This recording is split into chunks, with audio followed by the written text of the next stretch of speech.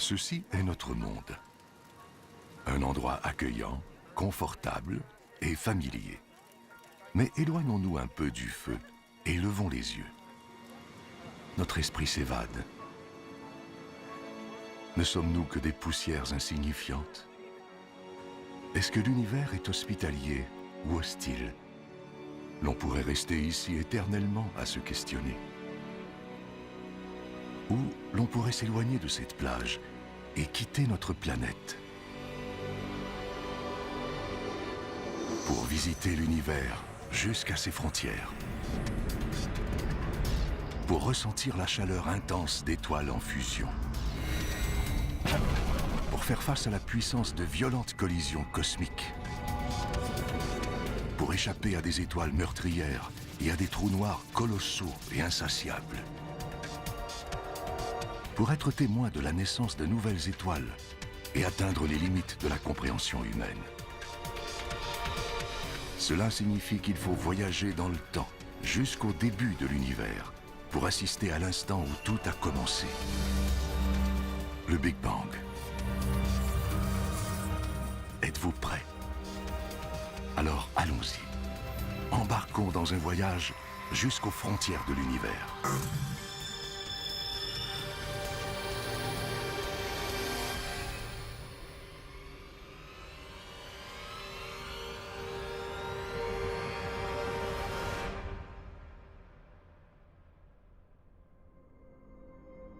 La limite de l'espace, à seulement 100 km, à peine 1 heure de route de la maison.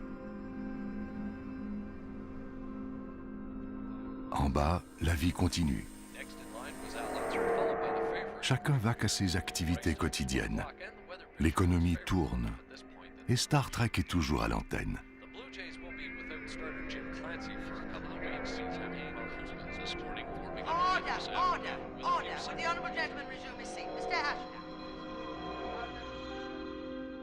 Mais il faut laisser tout ça derrière nous.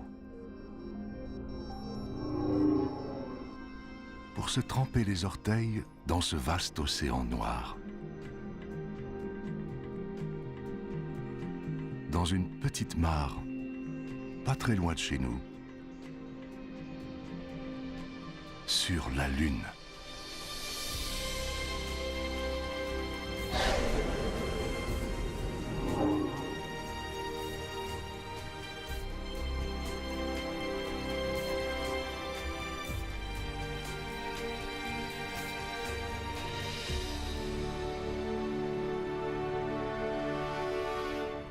Nous sommes à environ 400 000 km de la Terre.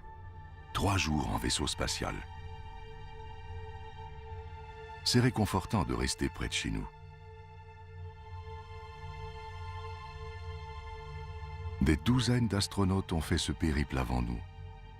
12 d'entre eux ont marché sur la Lune.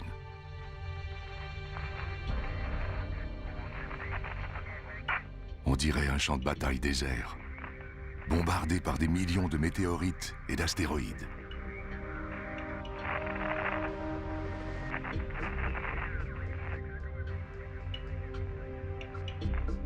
Mais tout est silencieux maintenant. De toute évidence, il n'y a eu aucune collision importante depuis des millions d'années. Le module lunaire d'Apollo 11.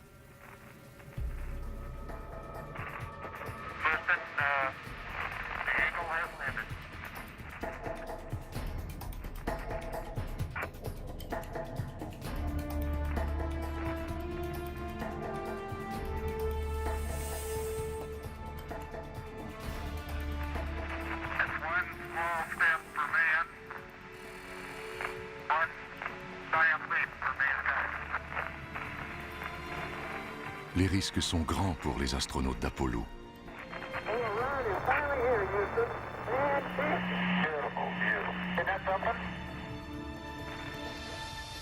Mais la récompense est unique. Voir notre planète comme personne ne l'a vue auparavant et être les premiers à fouler ce sol. Visiter un autre monde. Un monde bombardé par les radiations mortelles du Soleil. Un champ infini de lave congelée et de tas de roches grises.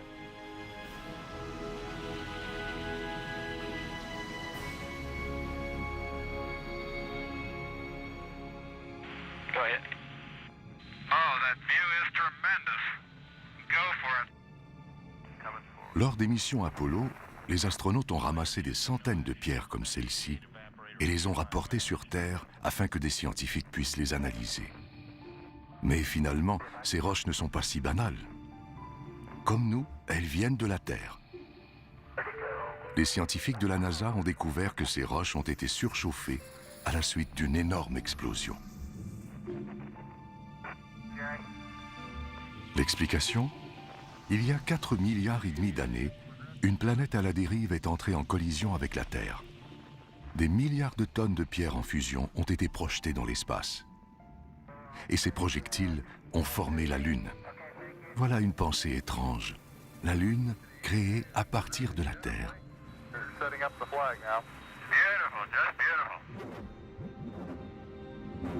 Les traces de pas de Neil Armstrong. On dirait qu'elles datent d'hier. Il n'y a pas de vent pour les recouvrir de poussière. Elles devraient donc rester intactes pendant des millions d'années.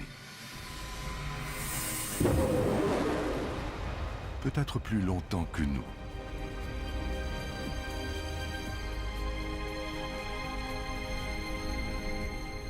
Notre temps est compté. Nous devons faire notre propre bond de géant. Au-delà du territoire exploré par l'humain.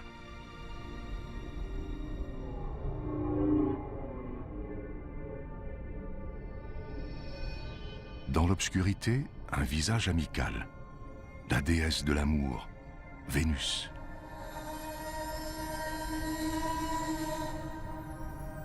L'étoile du matin, l'étoile du soir. Vénus est la planète la plus brillante du système solaire. Ces spectaculaires nuages jaunes réfléchissent la lumière du soleil.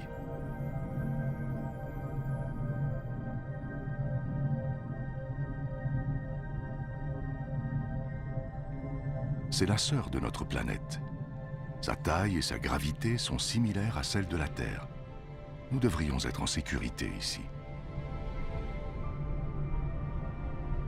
Mais la sonde spatiale Vénus Express nous apprend que ces nuages éblouissants sont composés d'acide sulfurique mortel et que l'atmosphère de la planète est chargée de dioxyde de carbone.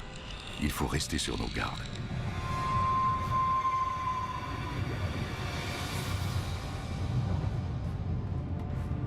Vénus est une déesse en colère. L'air y est nocif, la pression intolérable et il fait chaud. Près de 500 degrés Celsius. Si nous y restons trop longtemps, nous serons rongés par l'acide, étouffés, écrasés et calcinés.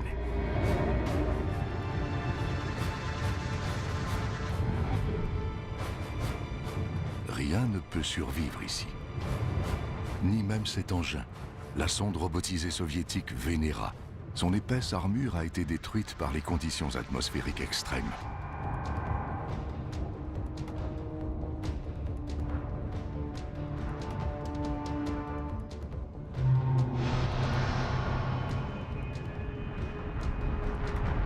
Elle est si belle vue de la Terre. Mais on constate en se rapprochant que Vénus est une sœur diabolique, parsemée de milliers de volcans.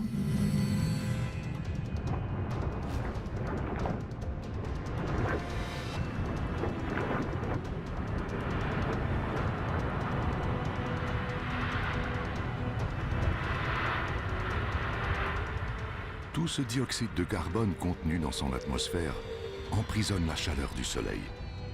C'est le réchauffement climatique à la puissance 10. Vénus a peut-être déjà été plus calme, comme sa sœur la Terre. Si c'est le cas, ce pourrait être l'avenir de notre planète.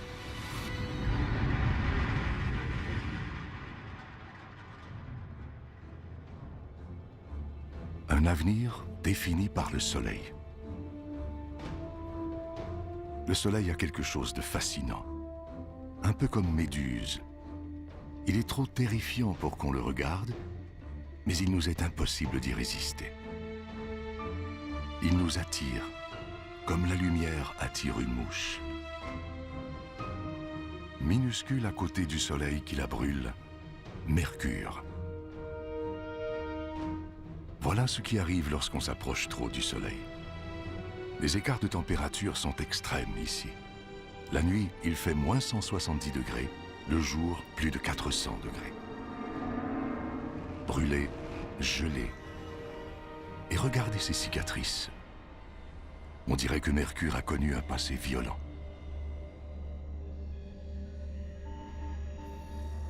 La sonde spatiale Messenger. Elle nous révèle quelque chose d'étrange. Pour une planète de sa taille, Mercure a une attraction gravitationnelle très puissante. Elle doit être plus massive qu'elle ne paraît. C'est comme une immense boule de fer recouverte d'une mince couche de roche. Le noyau de ce qui fut une plus grande planète. Mais où est le reste? Peut-être qu'une planète à la dérive a heurté Mercure, fracassant ainsi ses couches extérieures.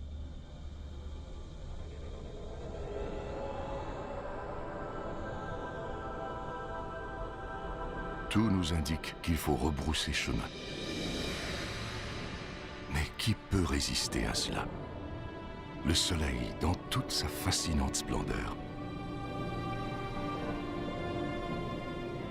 Notre lumière, notre vie. Tout ce que nous faisons est contrôlé par le Soleil et dépend de lui. Depuis toujours, dans toutes les civilisations, il est le pivot autour duquel la vie sur Terre tourne. Il alimente nos cultures, structure nos journées, inspire nos croyances.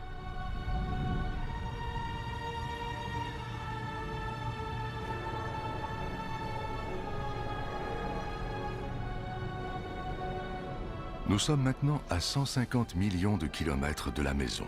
Un voyage de 20 ans en avion. S'il devait s'éteindre, il est si éloigné qu'il nous faudrait 8 minutes avant de nous en rendre compte. Il est si gros qu'il pourrait contenir 1 million de planètes Terre, et si massif que son attraction gravitationnelle contrôle tout le système solaire.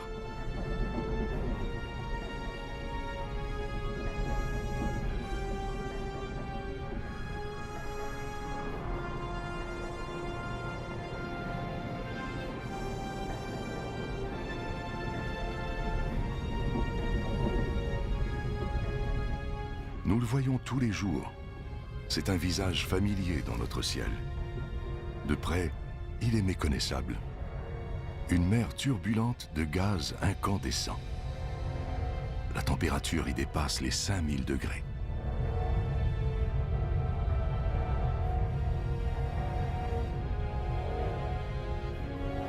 Dans son noyau, elle doit bien atteindre les dizaines de millions de degrés.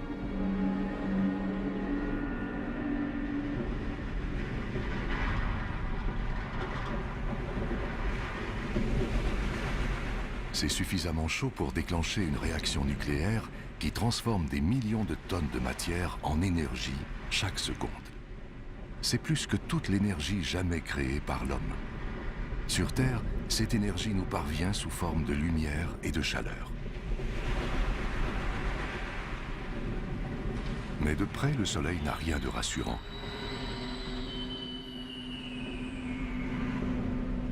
Il déborde d'activité électrique et magnétique. Il explose, créant ainsi ces énormes boucles de gaz incandescents appelées des protubérances solaires. Chacune d'elles dégage plus d'énergie que 10 millions de volcans. On pourrait placer la Terre sous une de ces boucles et il resterait encore des dizaines de milliers de kilomètres d'espace libre.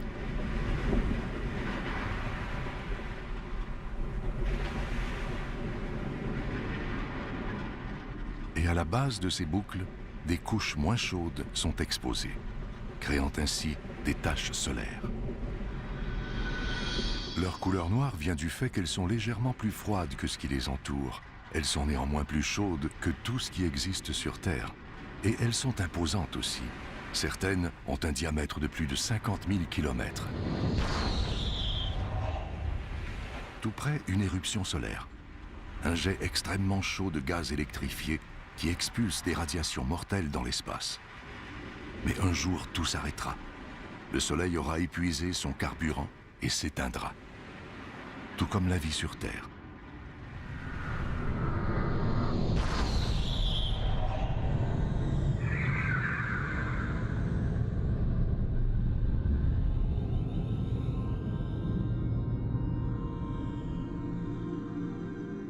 Le Soleil donne la vie, mais il la détruit aussi. Il veut qu'on garde nos distances.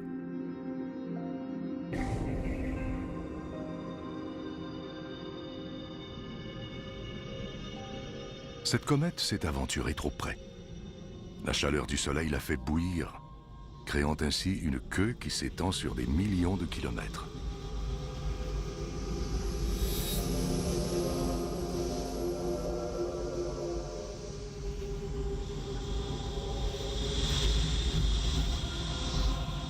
On gèle ici.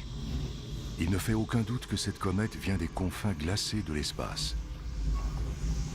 Mais regardez toute cette vapeur, ces geysers, cette poussière. C'est encore l'œuvre du Soleil qui fait fondre le noyau gelé de la comète. Une sorte de grosse boule de neige sale, recouverte de goudron.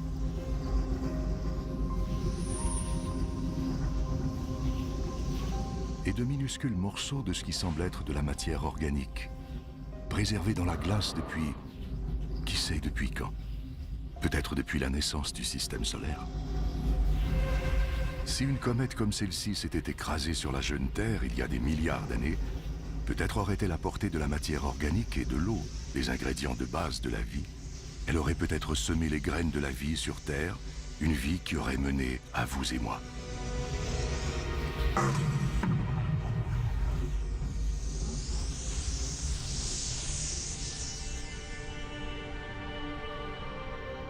Mais si elle devait s'écraser sur la Terre aujourd'hui, pensez aux dinosaures qui ont été rayés de la carte par l'impact d'une comète ou d'un astéroïde il y a 65 millions d'années. Ce n'est qu'une question de temps. Éventuellement, un jour, à moins que l'on trouve une façon de se protéger, nous subirons le même sort que les dinosaures. La Terre est en sécurité, pour l'instant. Mais si la vie sur Terre était anéantie, nous devrions trouver une nouvelle demeure. Parmi les millions, les milliards de planètes, il doit en exister une qui n'est pas trop chaude, pas trop froide, avec de l'air, de la lumière et de l'eau.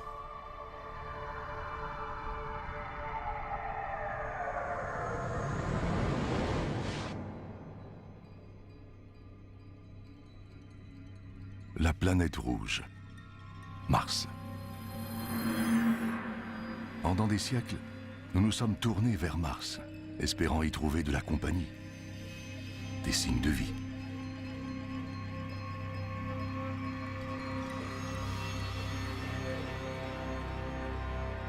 Quelque part ici, il pourrait y avoir une forme de vie extraterrestre. Mais sommes-nous prêts à la découvrir? Sommes-nous prêts à réécrire les livres d'histoire, à reconsidérer nos connaissances scientifiques, à transformer complètement notre monde? Ce que nous sommes sur le point de trouver pourrait tout changer.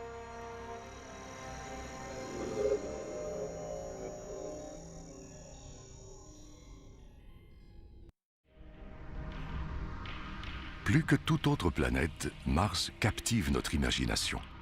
Pensez aux films et aux bandes dessinées de science-fiction. Que nous ont-ils fait découvrir? Les Martiens. Ce n'est que de la fiction, n'est-ce pas? Et s'il y avait vraiment quelque chose ici? Si c'est le cas, ils vivent sur une planète morte. Ici, les mêmes processus qui ont rendu la Terre habitable se sont interrompus il y a des centaines de millions d'années. Rouge et morte, Mars est un fossile géant.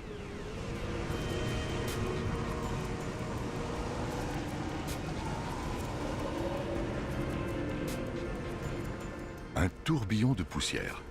Il est gros, plus gros que les plus grosses tornades sur Terre. Il y a du vent ici. Et où il y a du vent, il y a de l'air.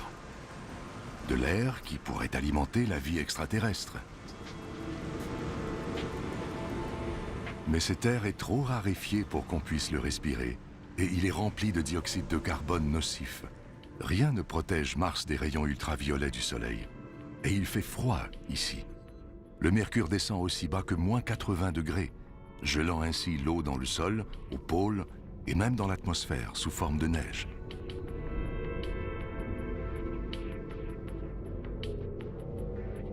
Difficile de croire qu'il pourrait y avoir de la vie ici. Pourtant, Sur Terre, les créatures survivent dans le froid extrême, même dans les fosses les plus profondes et obscures des océans.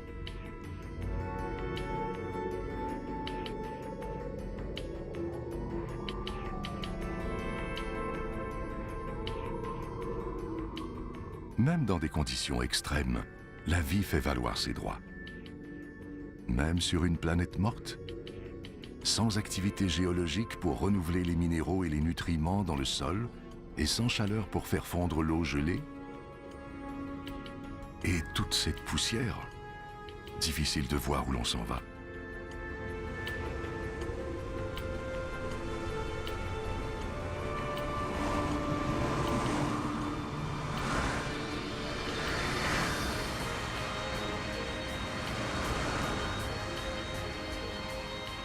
Olympus Mons, un ancien volcan immense, 3 fois plus haut que l'Everest.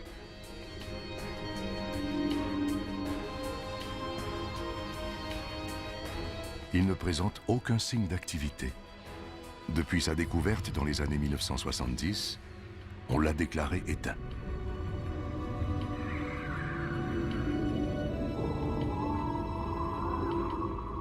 Toute coulée de lave doit être épuisée depuis longtemps, anéantie par les impacts des météorites.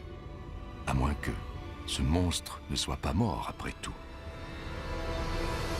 S'il est vivant, il pourrait y avoir du magma en fusion sous la croûte en ce moment. Ça change tout. Une activité volcanique pourrait faire fondre l'eau gelée dans le sol, créant ainsi les conditions nécessaires pour que la vie s'épanouisse.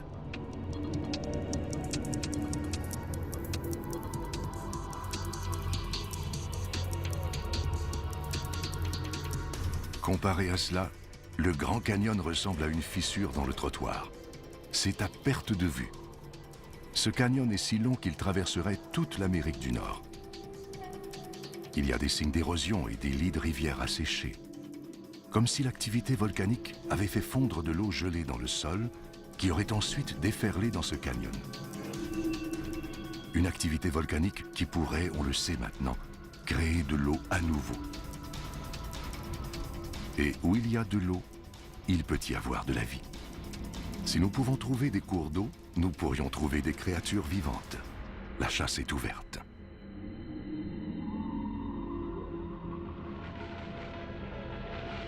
Déambulant dans ce paysage de désolation, le robot mobile de la NASA, Opportunity. Il cherche des preuves que ces plaines stériles ont déjà été des lacs ou des océans qui ont pu héberger des formes de vie.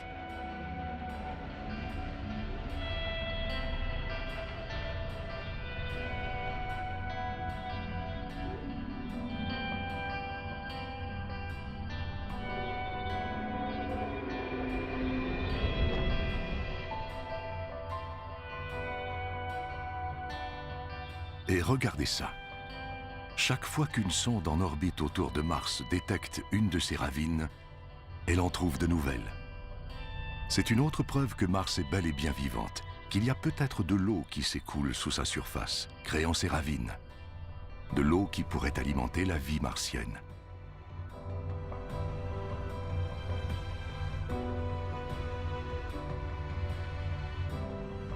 Il ne reste qu'à la trouver.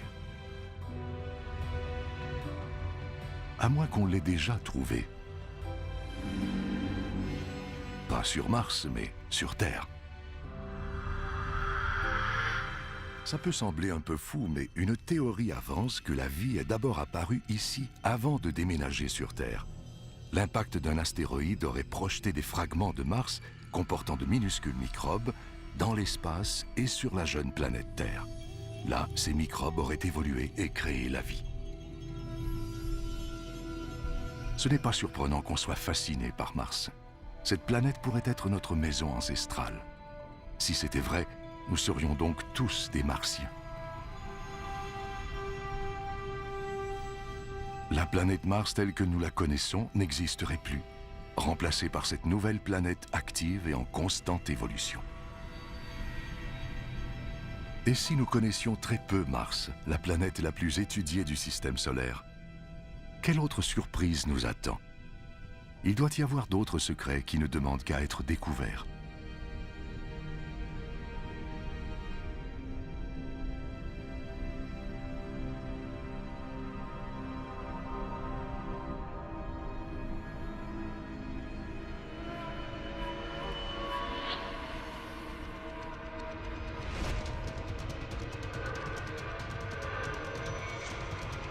Ici, on se croirait dans un jeu vidéo géant.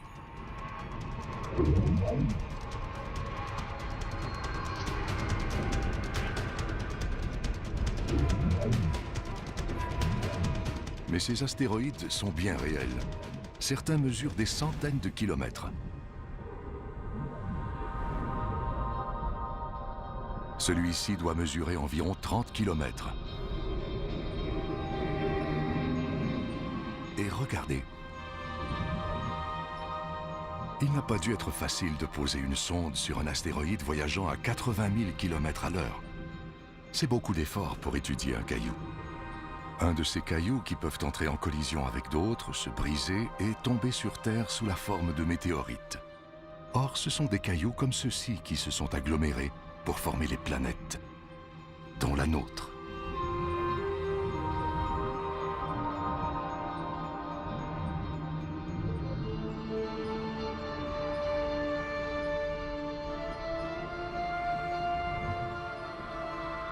Donc, en déterminant l'âge des météorites trouvés sur Terre, nous avons découvert que les planètes sont nées il y a 4,5 milliards d'années. Voici donc les actes de naissance de notre système solaire. Mais pour une raison quelconque, ces pierres n'ont pas formé de planète. Quelque chose a dû les en empêcher. Quelque chose de puissant.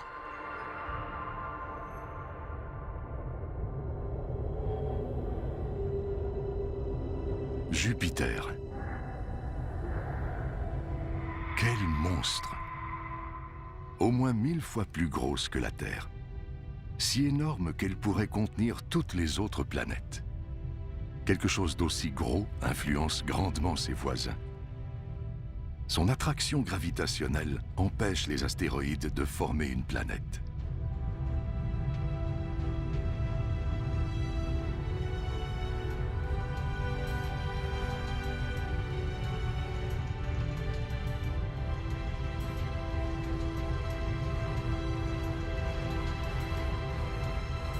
Mais cette énorme planète est presque exclusivement constituée de gaz. Si on atterrit ici, on s'enfoncera et on ne touchera probablement jamais de surface solide. Et la beauté de Jupiter est le fruit d'une violence extrême. Elle tourne à une vitesse folle, ce qui crée des vents pouvant atteindre des centaines de kilomètres à l'heure et façonne ces nuages en bandes, en remous et en tourbillons. Et ça, la légendaire tache rouge. La tempête la plus grosse et la plus violente de tout le système solaire. Elle fait au moins 3 fois la taille de la Terre et elle dure depuis 300 ans.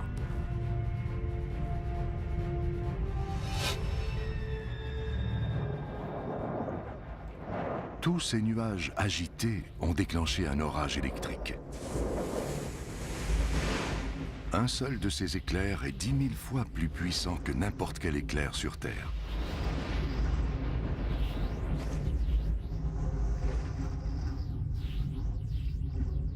Le meilleur endroit, l'endroit le plus sécuritaire d'où admirer Jupiter, c'est de loin. Regardez ces lumières. Elles ressemblent à des aurores boréales qui dansent autour des pôles. Mais le compteur Geiger s'emballe. Ces lumières sont mortelles. Elles sont générées par des radiations létales aspirées de l'espace par le puissant champ magnétique de Jupiter.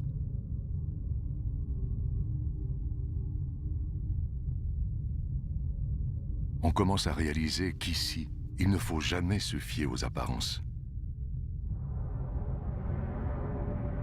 L'univers est plein de contradictions. Il faut faire preuve de prudence en naviguant parmi les quelques 62 lunes de Jupiter.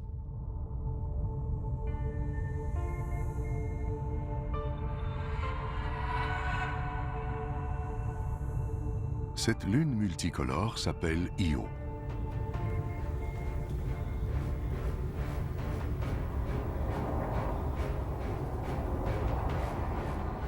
Ces jolies couleurs, c'est de la roche en fusion, du soufre. Et des volcans qui crachent des cendres brûlantes et du soufre à des centaines de kilomètres dans les airs. C'est l'endroit le plus explosif que nous ayons aperçu depuis le Soleil. Notre voyage magique vers les frontières de l'univers tourne au cauchemar. Il faut continuer à croire que parmi tous ces dangers, il existe des lieux sûrs, quelque part.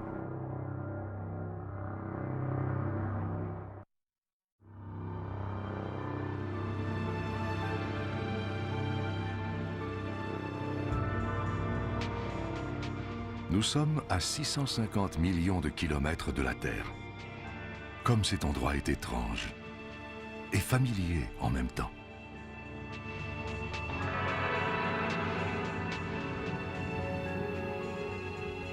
C'est un peu comme l'Arctique, avec toute cette glace, toutes ces crêtes et ces fissures.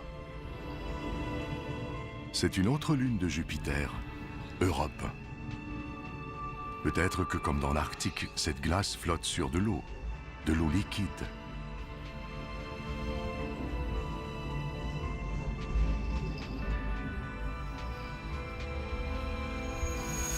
C'est intriguant, mais nous sommes à 800 millions de kilomètres du Soleil. Europe est sûrement complètement gelée.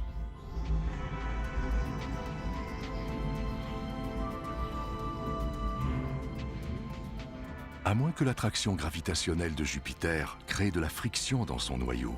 Ainsi, Europe ne serait pas complètement gelée et la vie pourrait se développer dans les eaux situées sous sa croûte de glace. Nous nous trouvons peut-être à quelques mètres d'une vie extraterrestre, d'un écosystème complet de microbes, de crustacés et peut-être même de calmars. Seule cette couche de glace nous sépare d'une possible vie extraterrestre. Mais d'ici à ce qu'on envoie un vaisseau spatial percer la glace, Europe demeurera l'un des plus grands mystères du système solaire.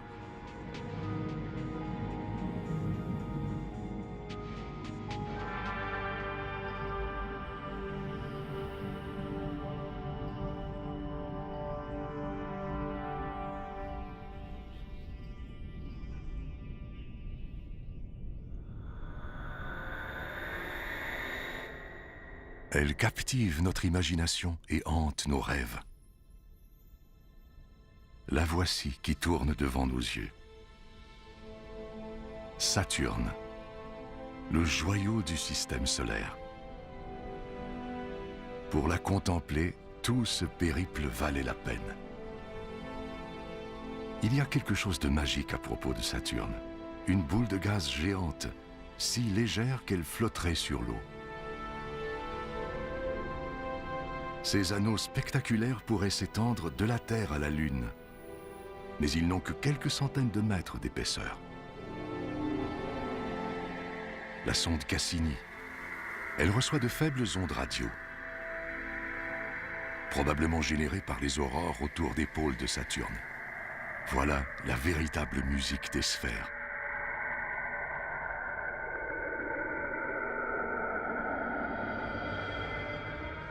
Elle nous raconte que ces anneaux sont probablement les restes d'une lune détruite par l'attraction gravitationnelle de Saturne. Une beauté incomparable, née d'une destruction totale.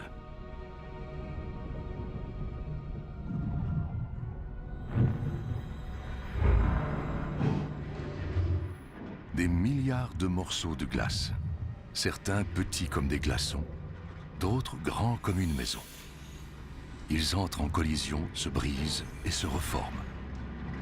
C'est un peu comme une photographie de l'enfance de notre système solaire, alors que des poussières et des gaz tournaient autour du jeune soleil. La gravité s'est mise à l'œuvre pour rassembler tous ces débris et notre planète est née.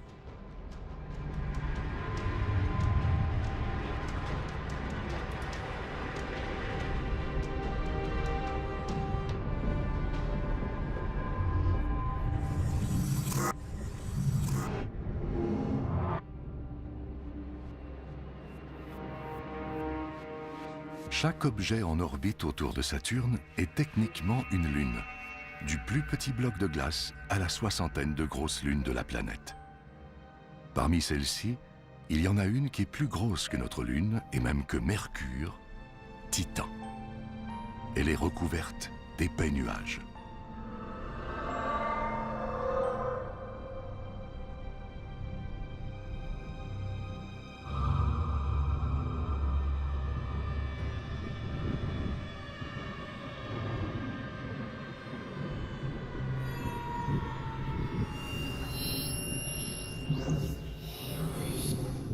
mais on dirait qu'il y a une atmosphère sous ces nuages.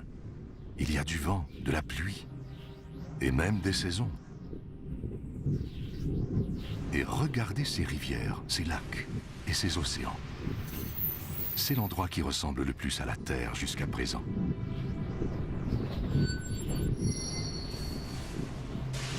Toutefois, ce n'est pas de l'eau qui coule ici, mais du gaz naturel liquide. Il doit y avoir des milliers de fois plus de gaz naturel que dans toutes les réserves de la Terre. Si nous pouvions en rapporter chez nous, il alimenterait nos villes et nos voitures pendant des milliers d'années. Ou peut-être pourrons-nous l'utiliser un jour pour alimenter une colonie, dans le cas où il n'y aurait pas déjà de vie sur Titan. La sonde spatiale Huygens, relâchée par Cassini sur la surface de Titan, est là pour le découvrir.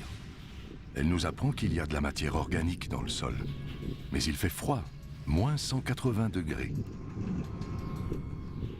Cette matière ne peut pas créer la vie, à moins que Titan ne se réchauffe.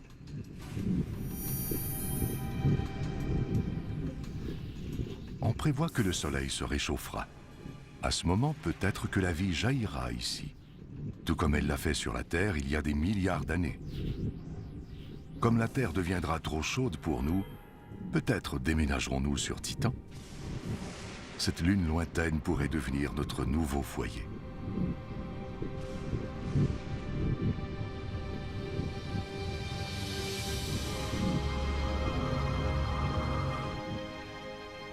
La Terre, nous en sommes à au moins 1 milliard de kilomètres maintenant. Au-delà de ce point, nous perdons le contact visuel avec elle. C'est comme si nous nous tenions sur le bord d'un ravin, en train de regarder les confins mystérieux du système solaire. Si nous voulons comprendre l'univers et atteindre ses frontières, nous devons nous lancer.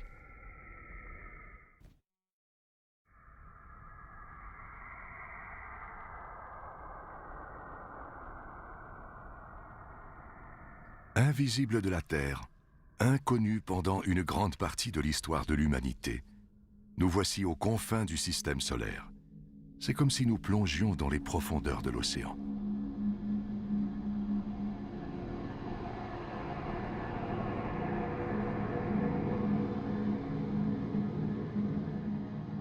Ces anneaux. On dirait qu'Uranus a été heurté par une planète à la dérive qui l'a désaxé.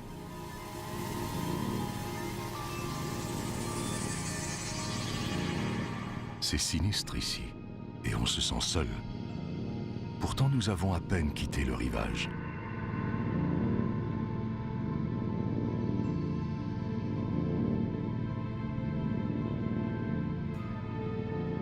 Si la Terre était de la taille d'un petit pois, nous aurions parcouru un peu moins de 2 kilomètres. Mais pour atteindre les limites du système solaire, nous devrons en franchir 20 000 autres.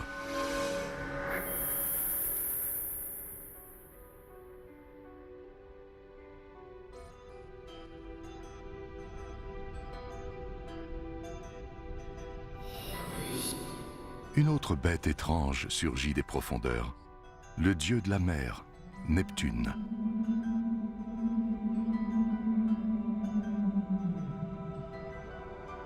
De loin, elle semble paisible. Mais regardez cette tache.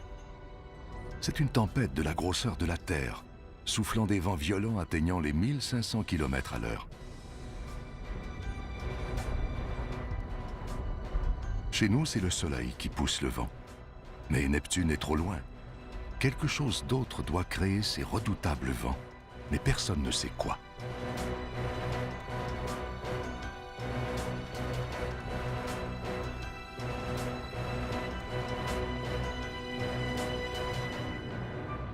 Tout juste au-delà de Neptune, une de ses lunes, Triton.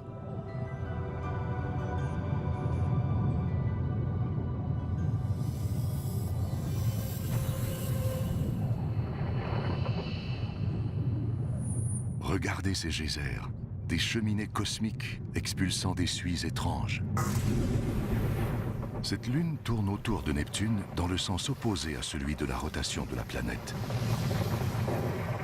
On assiste à une lutte entre forces cosmiques, lutte perdue d'avance pour cette lune rebelle. La puissante attraction gravitationnelle de Neptune exerce une grande pression sur Triton, la ralentissant et l'attirant vers elle. Un jour, Triton sera déchiré par le dieu de la mer.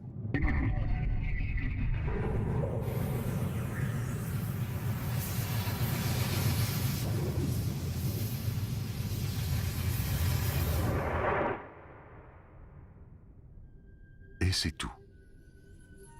Plus de lune, plus de planètes à voir dans notre système solaire.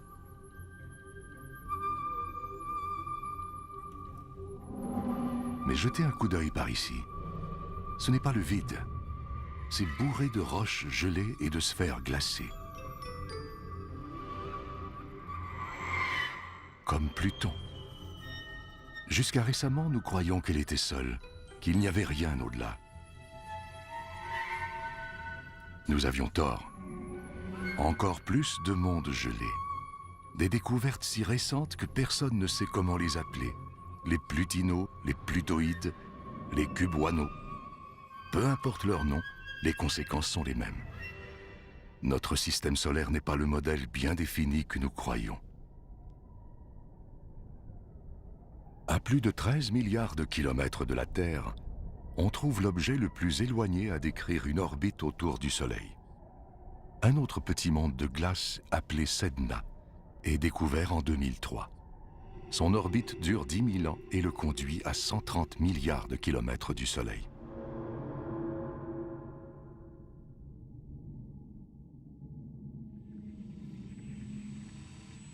Il y a quelque chose d'autre ici. À 16 milliards de kilomètres de la Terre, la sonde spatiale Voyager 1.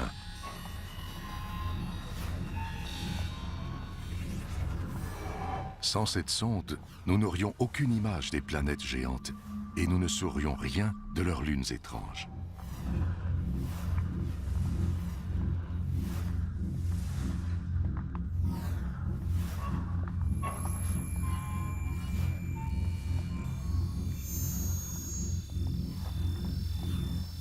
Ce disque d'or est une sorte de message dans une bouteille jetée à la mer. Un mot de bienvenue y a été enregistré dans plusieurs langues.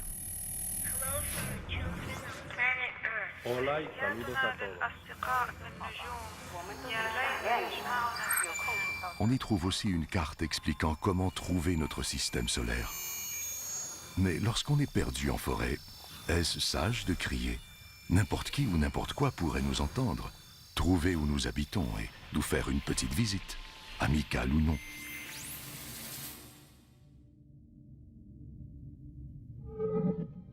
Un nuage d'iceberg cosmique. Il ressemble à la comète que nous avons croisée plus tôt. Peut-être venait-elle d'ici. Comme les comètes qui ont semé les graines de la vie sur Terre il y a des milliards d'années.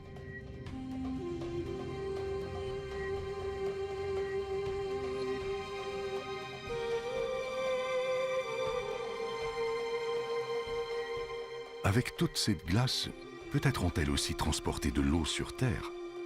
L'eau des océans, celle de votre café, même celle de votre corps. Toute cette eau viendrait-elle de cette lointaine machine à glace céleste?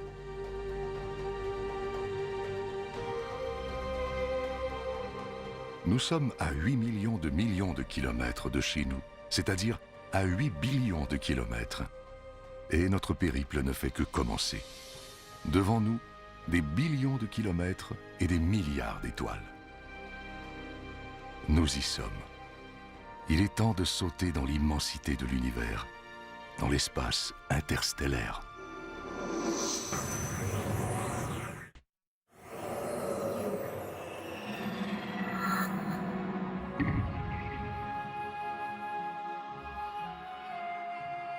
L'espace interstellaire, bien au-delà de notre système solaire. Quelle vue! Des milliards d'étoiles comme notre Soleil, dont plusieurs ont des planètes qui elles-mêmes peuvent avoir des lunes.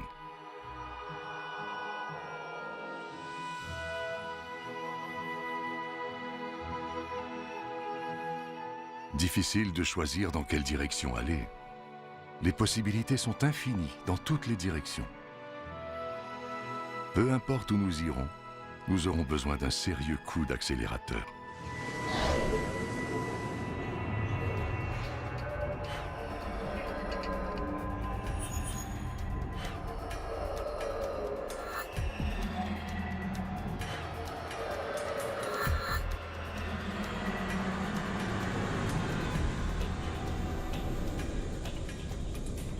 À 40 billions de kilomètres de chez nous, un voyage de 150 000 ans en navette spatiale. Tout ça pour atteindre le premier système solaire après le nôtre. Alpha du Centaure, une étoile et deux autres plus loin. Elles tournent l'une autour de l'autre, prisonnières d'un balai céleste. La gravité de chaque étoile attire l'autre. Seule leur extraordinaire vitesse orbitale les tient éloignées.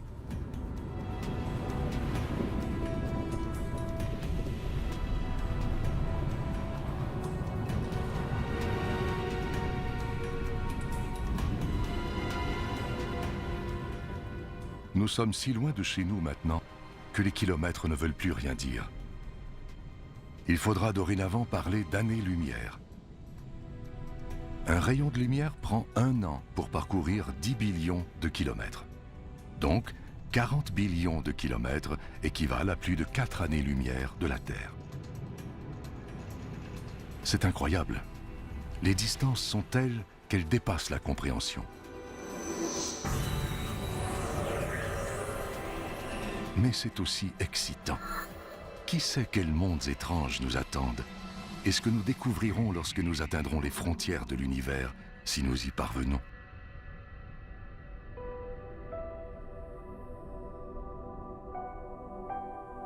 À 10 années-lumière de la Terre se trouve l'étoile Epsilon d'Éridan. De spectaculaires anneaux de poussière et de glace.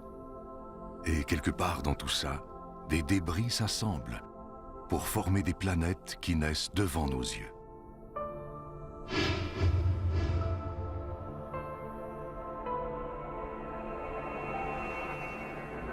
Des astéroïdes et des comètes partout. C'est un peu comme regarder notre propre système solaire il y a des milliards d'années.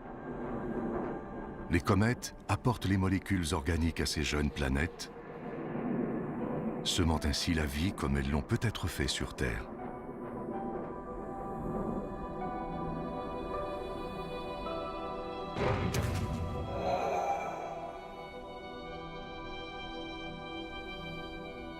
Au milieu de tout ça, on retrouve une étoile plus petite que notre Soleil.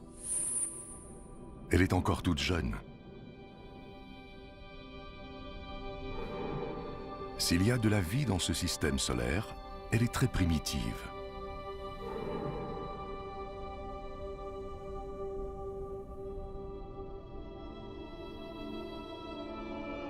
Il doit y avoir des systèmes solaires plus développés, plus matures, quelque part. Mais ça revient à chercher une aiguille dans une botte de foin cosmique.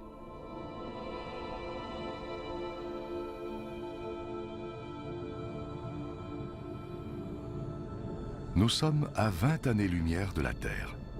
L'étoile Gliese 581.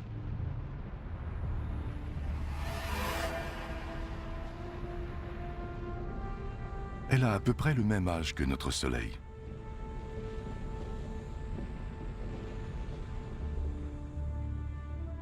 Et en orbite autour d'elle, cette planète. Elle est à une bonne distance de son Soleil. Plus près, son eau s'évaporerait, plus loin, elle gèlerait. Ce sont des conditions idéales pour qu'il y ait de la vie.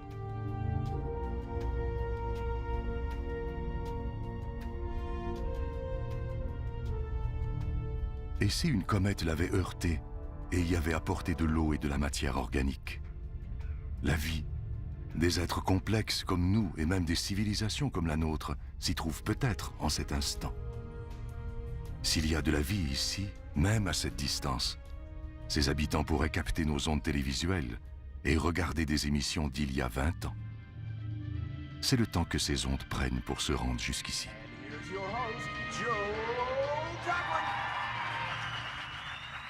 Mais d'ici à ce que les générations futures trouvent le moyen de communiquer sur de si grandes distances, nous ne pouvons que spéculer. Eux et nous menant des vies parallèles, inconscients de l'existence de l'autre. À moins qu'il y ait eu de la vie qui aurait disparu.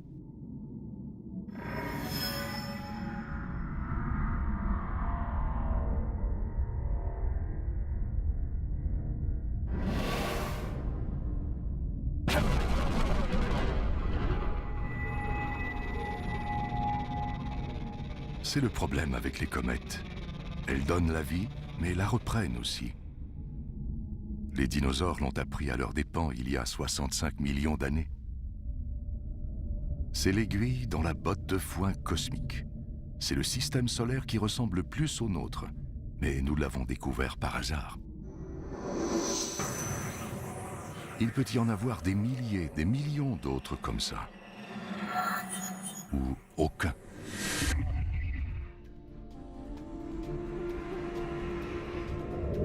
Voici Algol, l'œil du diable. Crainte depuis la nuit des temps. Vue de la Terre, on dirait une étoile qui clignote. Mais de près, on remarque qu'il s'agit en fait de deux étoiles. Et l'une aspire l'autre.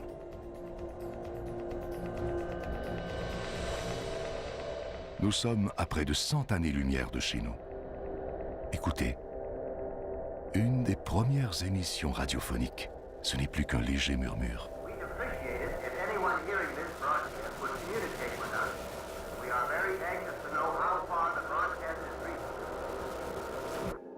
Puis c'est le silence. À partir d'ici, c'est comme si la Terre n'avait jamais existé. Les extraterrestres vivant au-delà de ce point ignorent tout de notre existence. Le moment où nous avons levé les yeux vers les étoiles et nous sommes demandé quelle était notre place dans l'univers nous paraît bien loin. Nous ne regardons plus les merveilles que nous rencontrons du même œil. En plus de nous en apprendre sur notre propre monde, elles nous font découvrir tout l'univers, son passé et son futur.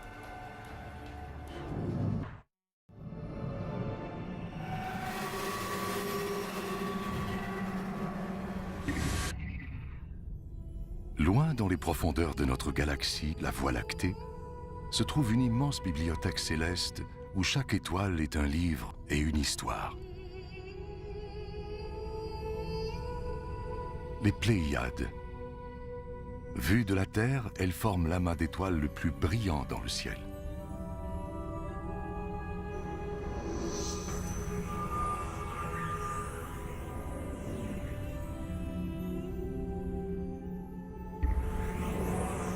Et cette géante, c'est Bételgeuse, l'étoile la plus grosse et la plus brillante que nous ayons vue jusqu'à présent.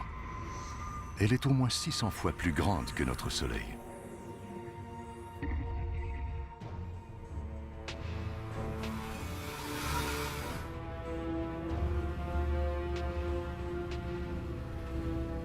Qu'est-ce que c'est que ça? Ce n'est pas une étoile, ni une planète. Ça ne ressemble à rien de ce que nous avons vu.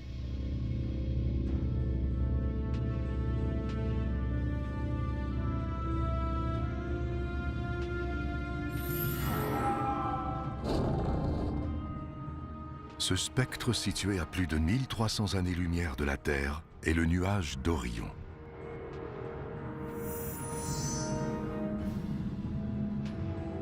Des poussières et des gaz si denses qu'ils nous aveuglent et nous isolent du reste de l'univers. Ici, dans les profondeurs, une boule de lumière attire des poussières et des gaz vers elle. Elle les réchauffe. Ils fusionnent et forment une boule de gaz brûlant, comme une étoile, comme notre Soleil, mais en miniature. À l'intérieur, la température atteint des millions de degrés. C'est si chaud que cela déclenche des réactions nucléaires, comme celles qui font briller notre Soleil, qui créent de l'énergie, des radiations, de la lumière. Une étoile est en train de naître.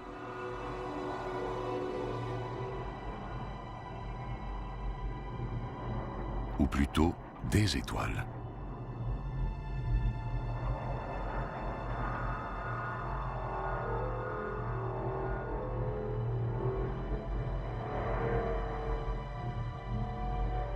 Le nuage d'Orion est une énorme usine à étoiles.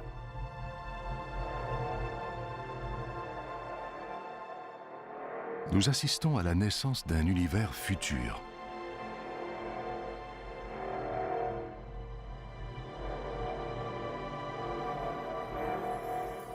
Nous nous attendions à rencontrer des horreurs. Nous avons plutôt découvert l'une des plus belles merveilles de l'univers, la naissance d'une étoile.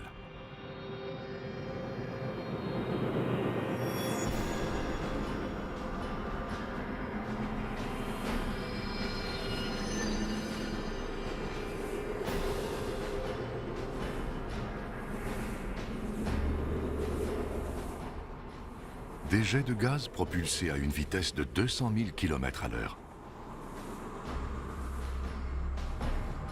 Projetant des poussières et des gaz sur des millions de kilomètres.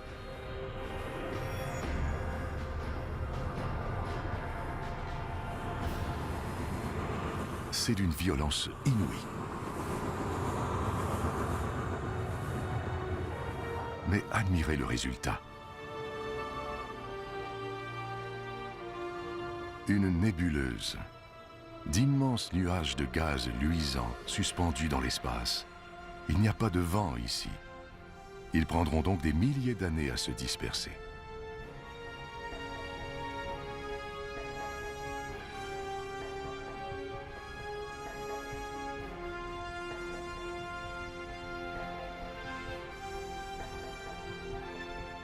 Nous avons vu bien des choses étranges, mais ça, c'est un chef-d'œuvre. Une tête de cheval géante qui se dresse dans l'espace.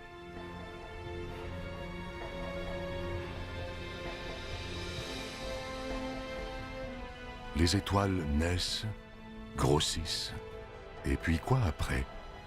Est-ce qu'elles meurent? Est-ce qu'elles s'évanouissent lentement dans la nuit? Ou périssent de façon spectaculaire? La réponse se trouve entre ici et les frontières de l'univers.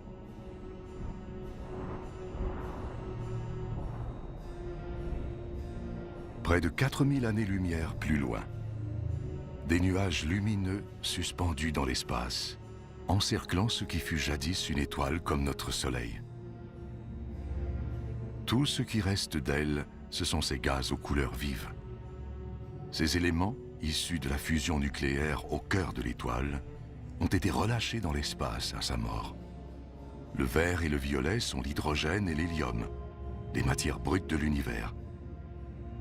Le rouge et le bleu sont l'azote et l'oxygène, les blocs de fondation de la vie sur Terre. Si nous vivons, c'est grâce à des étoiles comme celle-ci. L'oxygène de nos poumons, l'azote de notre ADN, tout a été créé par la fusion nucléaire dans des étoiles mortes longtemps avant la naissance de la Terre.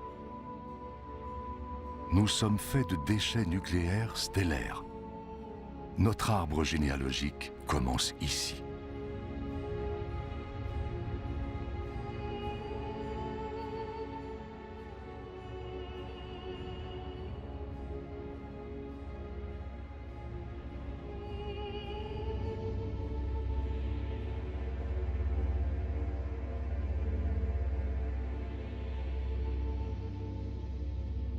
En son cœur, le fantôme d'une étoile. C'est une naine blanche, chauffée à blanc. Petite mais incroyablement dense. C'est une étoile à l'agonie. Ses atomes ont fusionné et se collent les uns aux autres. Elle est si dense qu'une petite cuillerée à thé de cette naine blanche pèse 1 tonne. C'est un avant-goût inquiétant du destin de notre Soleil. Dans 6 milliards d'années, il deviendra une naine blanche. Sa mort signifiera la disparition de la vie sur Terre. On se demande combien d'autres mondes ont subi ce sort. Combien d'histoires ont été oubliées? Combien de livres célestes sont perdus à jamais?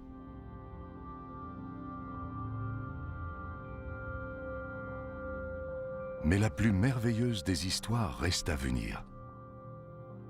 Nous devons voyager dans le temps jusqu'au premier chapitre pour raconter l'histoire de la création de l'univers.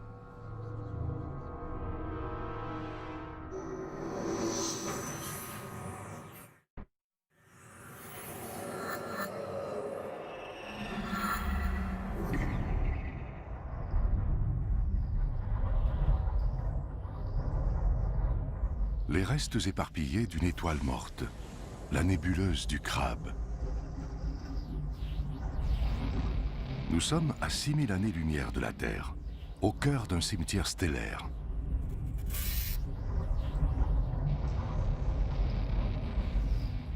Des poussières et des gaz qui s'étendent sur des billions de kilomètres.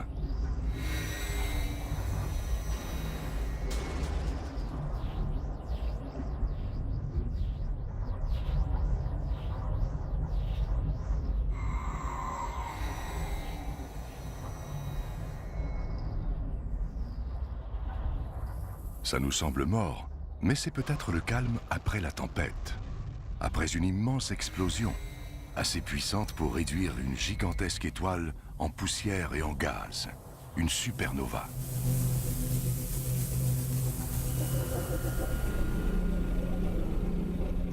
Le voici, l'œil de la tempête. Une étoile qui tourne sur elle-même et qui émet des pulsations. Un pulsar. La gravité a dû compresser le noyau de l'étoile géante pour en faire ceci. Il ne fait que 20 km de diamètre et il est d'une densité inimaginable.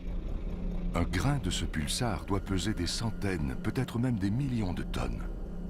Plus il rapetisse, plus il tourne rapidement, comme un patineur artistique qui tourne sur lui-même les bras tendus puis qui les rapproche pour tourner plus vite. 2 rayons de lumière, d'énergie, de radiation qui tournent 30 fois par seconde. Ils ont formé un immense nuage de poussière et de gaz. Il y a tellement de radiation ici. Il y en a même plus que sur le Soleil.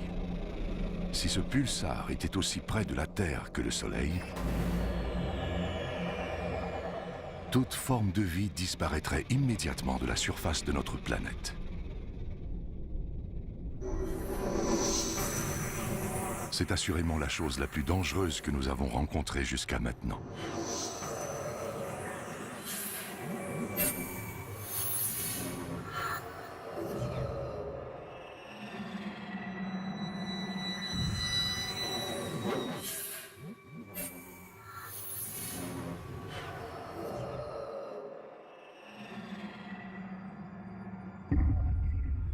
Quelle sensation bizarre.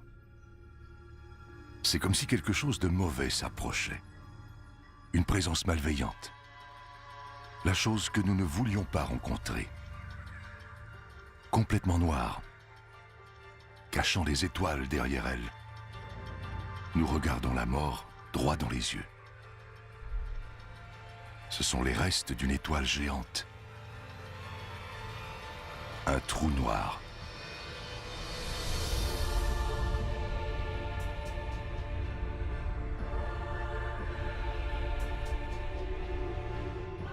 Au lieu de se contracter et de devenir une naine blanche ou un pulsar, cette étoile a continué de rapetisser.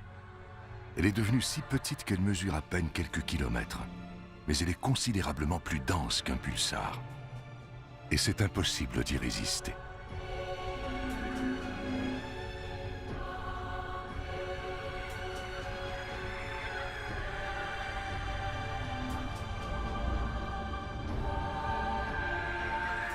Impossible d'y échapper une fois qu'on s'y est aventuré trop près. Nous savons maintenant pourquoi on appelle ça un trou noir. La gravité y est si intense que même la lumière ne peut s'en échapper. Cet astéroïde, un morceau de pierre solide, s'étire. Il est attiré vers le trou béant. À l'intérieur, il n'y a aucune matière telle que nous la connaissons. Plus de temps, plus d'espace. Aucune loi de la physique ne tient.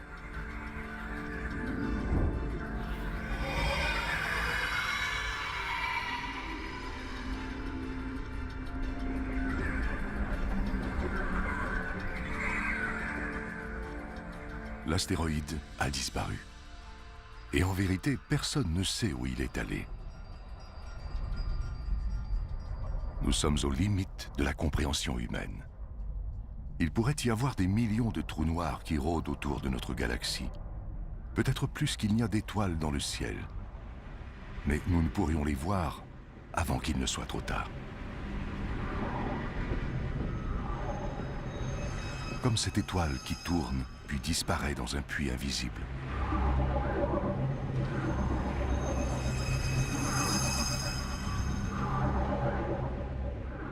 Qui sait, peut-être vivons-nous dans un vaste trou noir en ce moment même. Peut-être que tout notre univers est dans un trou noir, à l'intérieur d'un autre univers.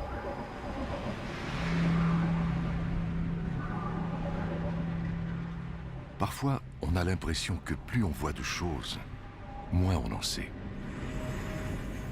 Nous savons toutefois que notre galaxie, la Voie lactée, est plus complexe et plus dangereuse que nous ne l'imaginions.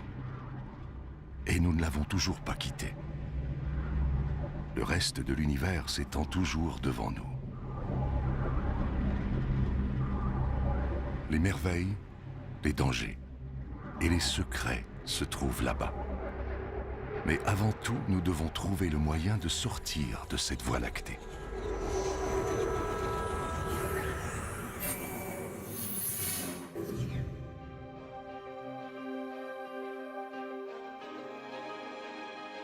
Nous sommes à 7000 années-lumière de chez nous, encore au cœur de notre propre galaxie.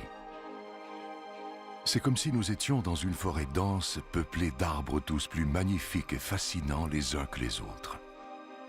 La forêt est si dense que l'on ne peut voir l'horizon pour avoir une idée de l'ampleur. Nous devons nous frayer un chemin pour atteindre les clairières aux limites de la galaxie. C'est seulement là que nous pourrons comprendre où elle a commencé et d'où nous venons. Mais difficile de quitter de tels paysages. Un colossal nuage luisant surmonté de grandes tours de poussière, les piliers de la création. Ils sont comme la porte d'entrée des confins de la galaxie. Les deux piliers sont parsemés de petits renflements, des embryons de systèmes solaires. Chacun est gros comme notre système solaire. Encore un monument qui témoigne de la remarquable créativité de la nature.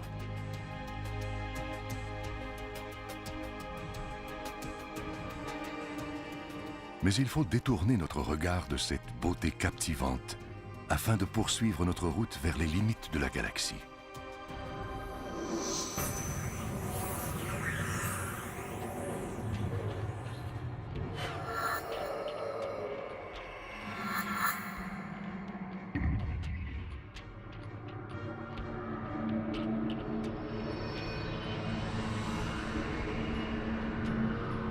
Émerveillés par la beauté de la Voie lactée, nous nous sommes égarés dans un champ de mines cosmiques. C'est comme une explosion au ralenti. Des nuages de gaz géants sont expulsés de cette étoile. Une étoile des millions de fois plus brillante que notre Soleil. Les réactions nucléaires qui l'alimentent s'épuisent. Nous assistons à ses derniers souffles.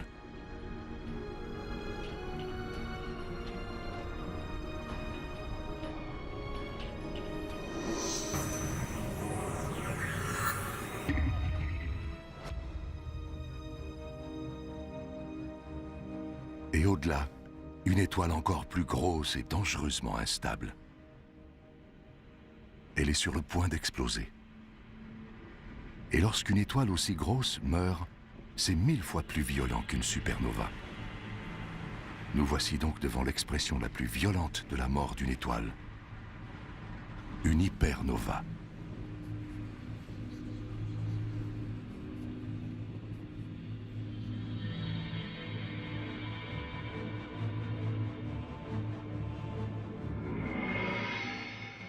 Le noyau se désintègre. Il devient un trou noir.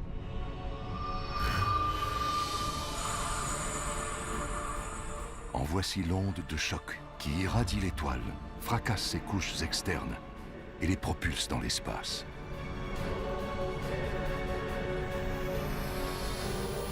Il y a des radiations mortelles partout, en quantité suffisante pour avoir un effet catastrophique sur les malheureuses planètes à proximité. C'est peut-être une de ces hypernovas qui a causé l'extinction de toutes les espèces vivantes de la Terre il y a 450 millions d'années. Des hypernovas meurtrières, des comètes gelées, des planètes calcinées, des naines blanches, des géantes rouges, la Terre. De minuscules gouttes dans une vaste étendue de lumière blanche. Notre propre galaxie, la Voie lactée. Nous voulions savoir quelle était notre place dans l'univers. Voici la réponse.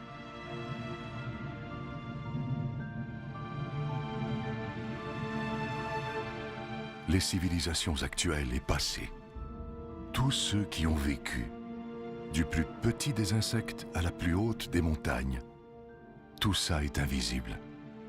Pas même une petite poussière.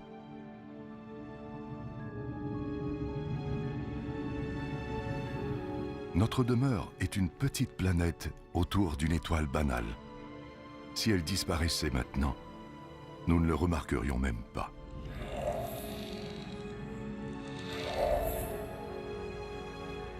Et pourtant, jusqu'à présent, nous n'avons pas trouvé d'autre endroit où vivre, où nous pourrions vivre. Ce n'est qu'à cet instant, si loin de chez nous, que nous pouvons vraiment apprécier notre bonne vieille Terre. Regardez toutes ces étoiles. Il y en a des centaines de milliards. Il doit y en avoir au moins une, sinon davantage, qui peut accueillir la vie.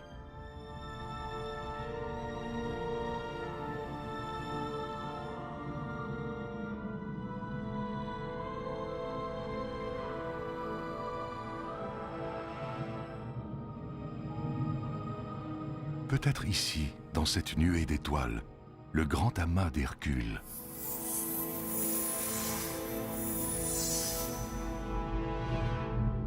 Dans les années 1970, des astronomes ont envoyé un message dans cette direction. Ce message décrit en détail la structure de notre ADN et comporte une carte de notre système solaire. Mais nous sommes si loin de la Terre que le message n'arrivera pas avant au moins 25 000 ans.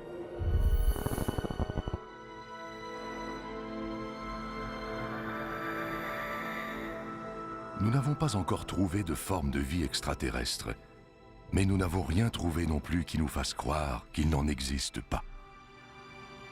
Il existe une équation conçue pour estimer le nombre d'autres civilisations évoluées. Le résultat est étonnant. Il devrait y avoir des millions de civilisations, juste dans notre galaxie.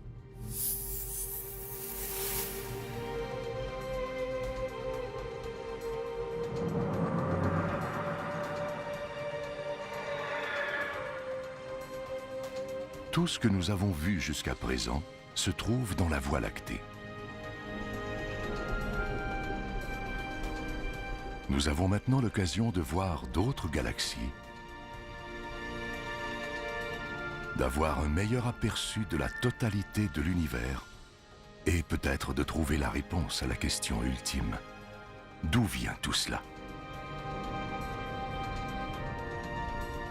Il est maintenant temps de quitter notre galaxie et de pénétrer dans l'espace intergalactique.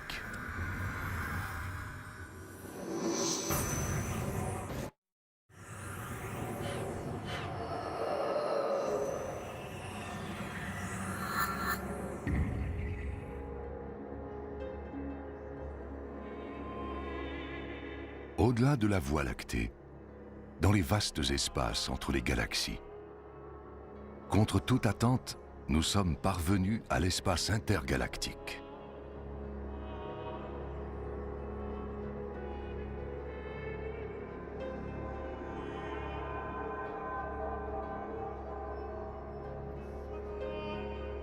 Ici, il n'y a rien à l'horizon. Les galaxies les plus proches sont à des centaines de milliers d'années-lumière. Les restes de galaxies déchirées par la puissante attraction gravitationnelle de la Voie lactée, répandue dans rien.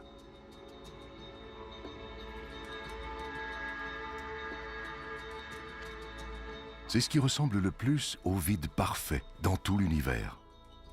Mais même ici, ce n'est pas complètement vide. On détecte de subtiles traces de gaz et de poussière. Et quelque chose d'autre. La matière noire. Elle est si mystérieuse qu'on ne peut la voir, la sentir, la goûter ou la toucher. Ni même la mesurer. Elle est pourtant si répandue qu'elle pourrait constituer plus de 90% de toute la matière dans l'univers. Si la matière noire existe, cela signifie que le vide n'existe pas. Même ici, nous sommes entourés par de la matière. Nous en suspectons l'existence seulement en raison de l'étrange pouvoir qu'elle semble exercer sur les galaxies, comme celle-ci, le Grand Nuage de Magellan. À plus de 160 000 années-lumière de la Voie lactée, un voyage de 6 milliards d'années dans la navette spatiale la plus rapide, aux limites de la portée de son attraction gravitationnelle. Cette galaxie pourrait se perdre dans l'espace, mais quelque chose semble la retenir ici. Quelque chose d'invisible et de puissant. La matière noire. Des étoiles, des amas d'étoiles, des nébuleuses. Un énorme coffre au trésor astronomique.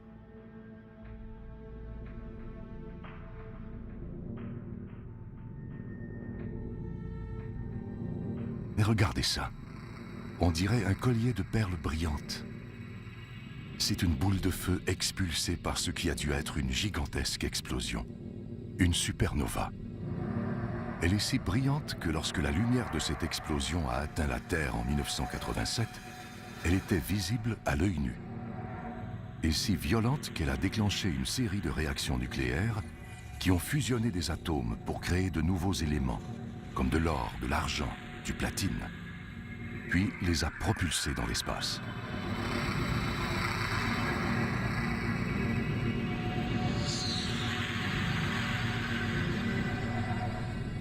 L'or de la bague à votre doigt a été forgé dans une immense supernova comme celle-ci, à des billions de kilomètres, il y a des milliards d'années. Avant de quitter la Terre, nous croyions que l'univers formait une entité distincte. Nous avions tort. L'univers et nous ne faisons qu'un.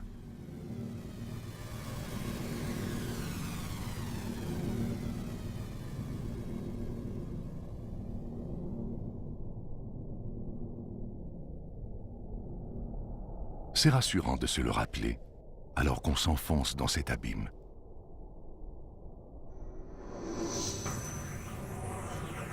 De plus en plus loin, de plus en plus vite.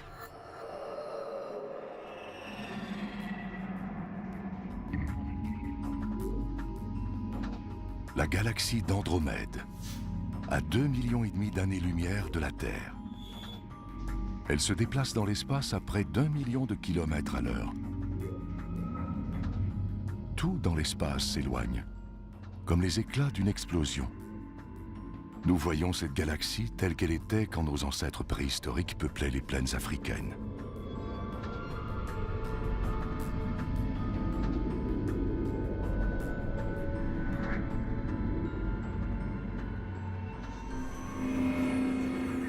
Il y a de l'ordre dans ce chaos.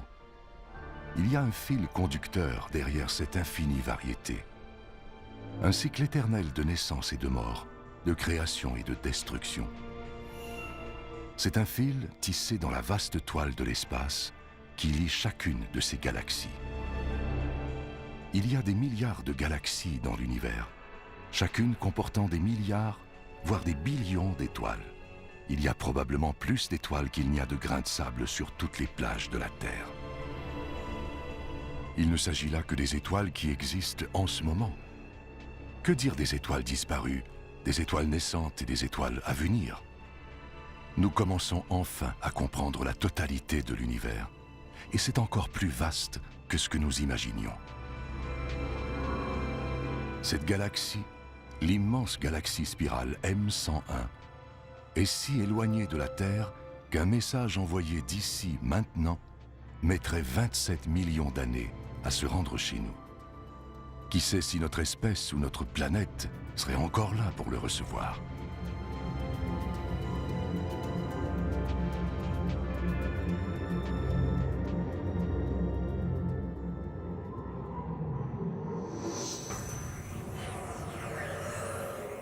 Nous continuons notre voyage dans le temps.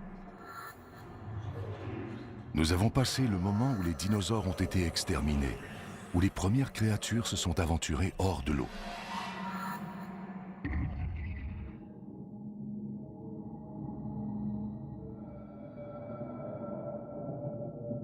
Nous sommes à 2 milliards d'années-lumière de chez nous. Nous approchons des frontières de l'univers. Nous retournons au début des temps.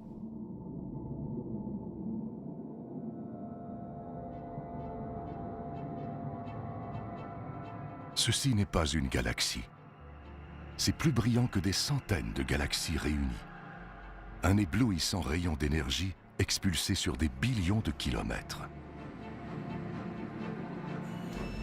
Quelque chose d'aussi gros, d'aussi brillant, doit être incroyablement puissant. Notre expérience nous apprend qu'ici, puissance égale danger. On dirait un quasar, la chose la plus meurtrière de tout l'univers. Si c'est le cas, notre périple pourrait bien être terminé, juste au moment où nous pouvions en entrevoir la fin.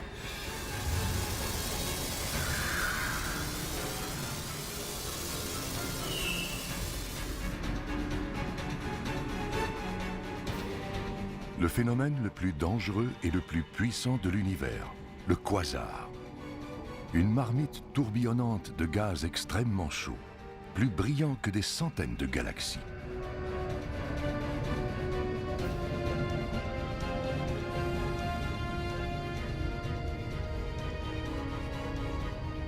La source de cette puissance extraordinaire repose au cœur même de la bête. Un cœur obscur, un trou noir gigantesque, aussi lourd que des milliards de soleils.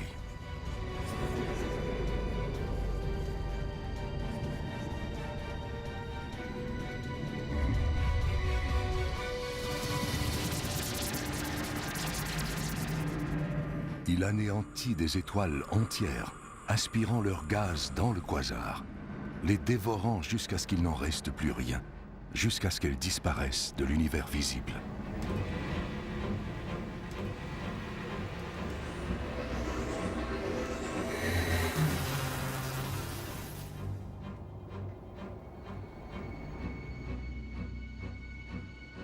Nous avons vu le pire de ce que peut offrir l'univers, ses forces les plus destructrices. La voie est maintenant libre. Les frontières ultimes de l'univers sont à notre portée.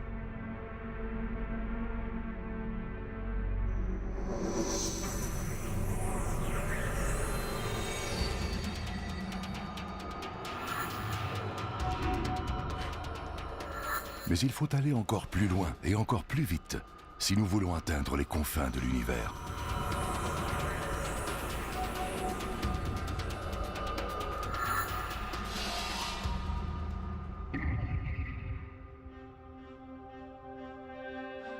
À 8 milliards d'années-lumière de la Terre, on trouve d'autres galaxies. Mais celles-ci sont différentes. Elles sont déchiquetées, petites et rapprochées. Nous sommes si loin dans le passé que nous voyons ces galaxies comme elles étaient avant que naisse la Terre. Elles sont encore jeunes et en pleine expansion. Nous nous approchons du lieu et de l'explication de nos origines il y a 12 milliards d'années.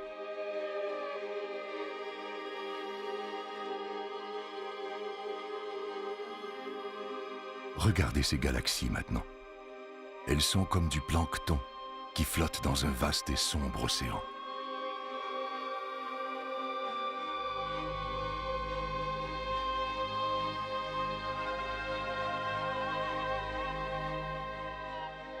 C'est magique. Des nuages de poussière et de gaz qui dansent, qui prennent forme et qui fusionnent pour former des galaxies embryonnaires. C'est ainsi que notre propre galaxie est née.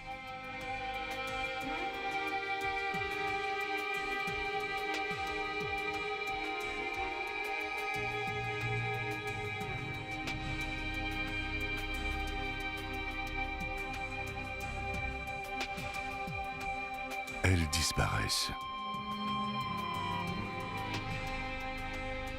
Nous sommes avant la naissance des étoiles, dans un âge des ténèbres cosmiques.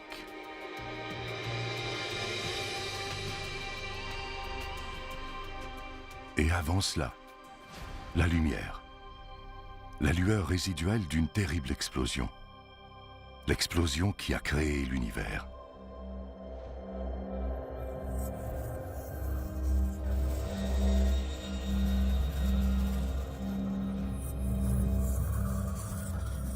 Nous y sommes presque.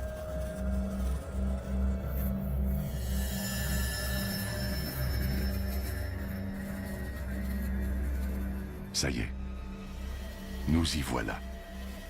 Les frontières de l'univers, à 130 milliards de billions de kilomètres de la Terre, il y a 13 milliards et demi d'années. L'instant même du Big Bang. Le moment le plus violent et le plus créatif de toute l'histoire. Tout ce qui est survenu suit cet instant.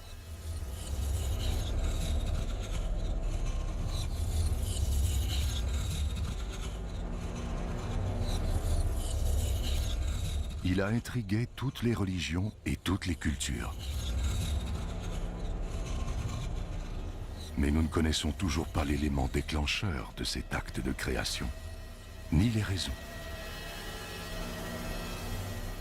C'est ici que s'achève notre voyage et que l'univers commence.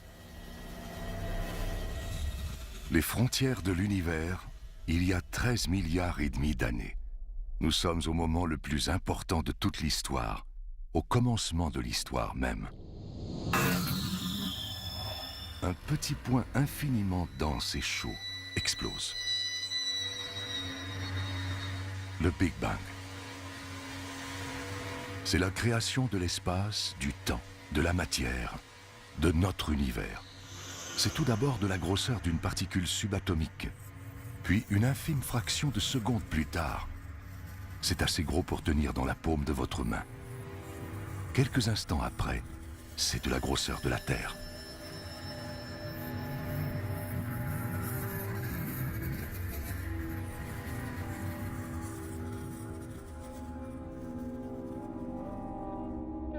Aujourd'hui, la lumière du Big Bang se répand toujours, sous la forme d'ondes électromagnétiques.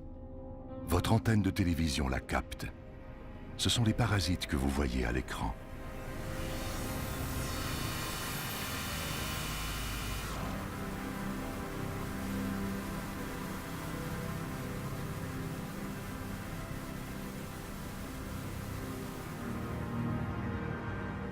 Nous poursuivons.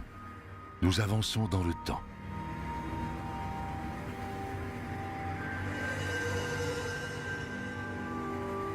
Tout ce que nous avons vu pendant notre voyage, ce sont des étincelles propagées par le Big Bang.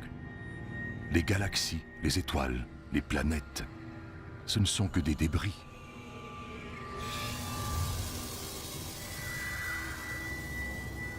De retour dans notre galaxie.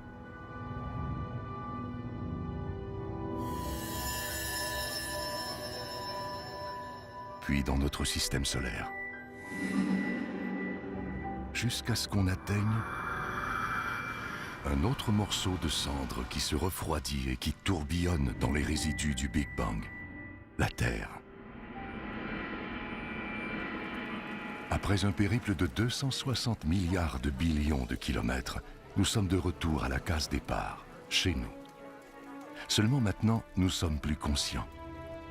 Nous savons désormais que notre demeure est plus petite et plus banale que ce que nous imaginions.